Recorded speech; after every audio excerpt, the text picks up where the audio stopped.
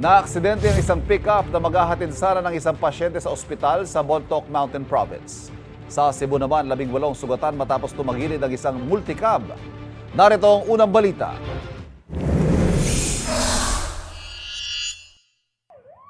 Tumagilid ang multicab pickup na yan sa National Highway sa Barangay Bolinawan sa Carcar, Cebu. Batay sa imbestigasyon, nawalan daw ng kontrol ang driver kaya napunta ang sasakyan sa kabilang lane na tumagilid. Tinamaan pa niya ang kasalubong na kotse.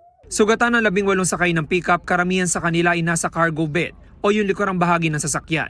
Kabilang sa mga sugatan ay 3 bata at 10 buwang gulang na sanggol. Patuloy ang imbestigasyon sa insidente. Sumalpok sa riprap malapit sa police outpost ang pickup na yan sa Bontoc Mountain Province. Base sa imbestigasyon, papunta sana sa ospital ang sasakyan para isugod ng isang pasyente. Nang malapit na sa intersection, nagkaroon daw ng problema sa preno, sabi ng driver. Doon raw siya nawala ng kontrol at bumangga sa isang nakaparada motorsiklo at sa riprap.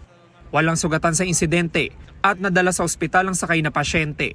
Nangako ang driver ng pickup na sasagutin ang pagpapaayos sa nadami ng motorsiklo. Yan ang unang balita.